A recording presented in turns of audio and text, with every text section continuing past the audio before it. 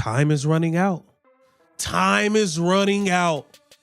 We passed the 11th hour. What the hell you gonna do? Let's figure it out. Let's figure it out. What are you going to do? The owners have drawn the line in the sand. Did you hear that? Did you actually hear that? Because that right there is the most honest thing anybody has said about this WNBA situation in months. Tick-tock. The clock is running. February's almost gone.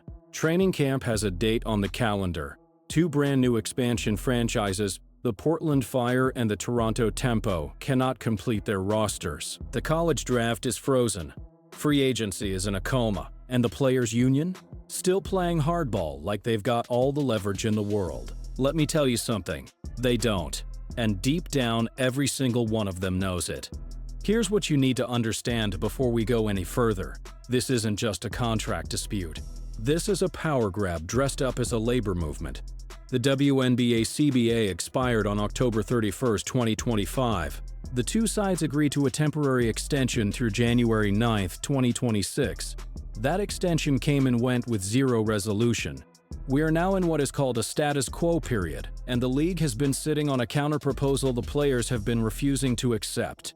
The WNBA's latest offer, dropped just in the last 48 hours, guarantees team housing for all players in 2026, sets a minimum salary floor of $250,000, and offers a maximum salary of $1 million. You know what the union said.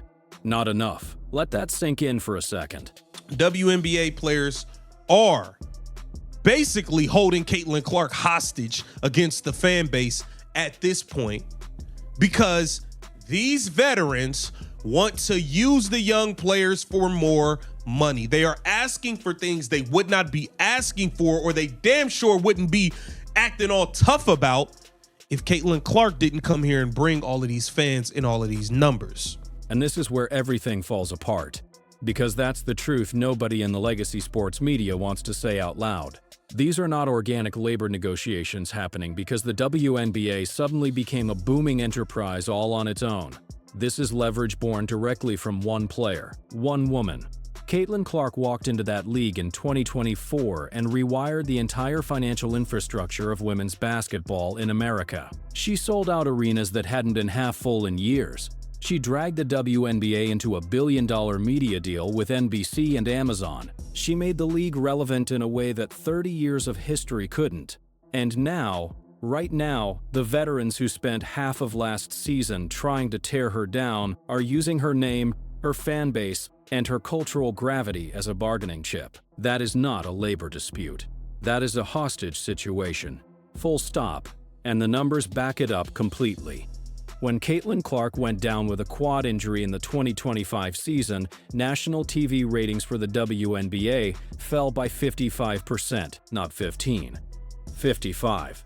Indiana Fever games dropped over 53% on their own. USA Today ran the Nielsen data. It was undeniable. One player, one injury. The ratings collapsed like a house of cards. That is the proof. That is the leverage the players are weaponizing right now, and they're doing it while calling her fans racist on social media. You can't have it both ways. You can't build your entire negotiating position on someone's popularity and then disrespect the people who created that popularity in the same breath. You want to go to war? First thing war costs is money. It costs to go to war now. Yesterday, that continues to remind me that I'm right. The WNBA Players Association and the WNBA are not even close to an agreement. David Sampson, former MLB team president, the man who has been in these exact rooms, who has sat across the table in CBA negotiations, said it plainly. War costs money. And here's the reality check these players need to swallow. The majority of WNBA players do not have the financial cushion to hold out indefinitely. The league has a total team salary cap of $5.65 million. That's the cap for the entire roster. We're not talking NBA money. We're not talking long-term generational wealth on the line here. These are athletes who, for most of their careers, have been hustling overseas in the offseason just to survive. A lockout doesn't hurt the owners more than it hurts the players. It just doesn't. And any union rep who has told these women otherwise has been lying to their face. Well, they've been putting proposals back and forth, and my answer to all of your questions is no. The proposal that the Players Association made is not even close. And the WNBA came out yesterday with its own statement about that proposal. Hundreds of millions of dollars. ESPN reported the league projects a $460 million loss under the union's current framework. $460 million. And the core reason? The players want expansion fees and relocation fees, one-time windfalls, counted as part of the ongoing revenue base. That is not how business works. That is not how any functioning financial model works. You don't take a one-time event and bake it into your recurring revenue projections? No serious accountant in the world would sign off on that. The owners aren't being unreasonable. The union is being financially illiterate. And that is the honest truth, no matter how uncomfortable it makes people feel. And honestly, this is the real problem. Adam Silver stood up at NBA All-Star Weekend and called it the 11th hour.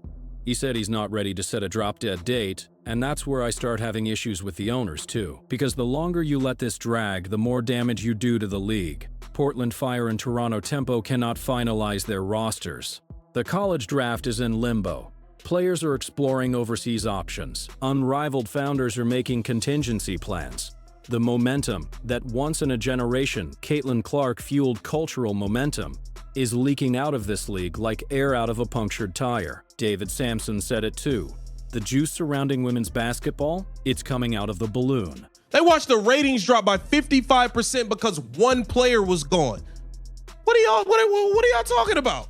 Obviously don't understand business. And that's the gut punch of this entire situation. The players saw those numbers. The union saw those numbers. Their own agents saw those numbers. And instead of sitting across the table and saying, "We understand the moment we're in, let's build something sustainable together," they came back with a proposal that would bankrupt teams. That's not solidarity. That's sabotage. That is taking the single most valuable growth opportunity women's sports has ever seen and setting it on fire because the veterans want to get paid before the building collapses. These players are insane. They've lost it, and they need to stop holding Caitlin Clark and just trying to hold her away from the people until you're given a certain amount of money for us to get her back. Stop it, man. Y'all are using Caitlin Clark as a hostage at this point, and it's nasty work. Nasty work. That's exactly what this is. And the fans see it. The public sees it. Poll after poll, comment section after comment section. The people have moved away from the players' side on this one. You don't get to call Caitlin Clark's fans a problem and then demand they fund your salary increase. You don't get to foul her more than any other player in the league, deny it publicly, and then turn around and use her name to boost your negotiating leverage. The credibility is gone. The goodwill is gone.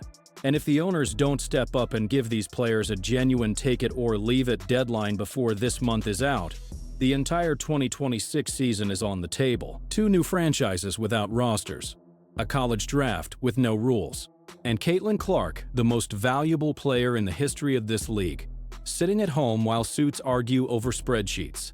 So here's the question I need you to answer in the comments right now. No both sides, no diplomacy. Pick a lane. Are you siding with the players who are playing financial games with the future of this league? Or are you siding with the fans, the owners, and Caitlin Clark, the people who actually built this moment? Because the clock is not stopping. Drop dead date or no drop dead date, February ends this week. Where do you stand?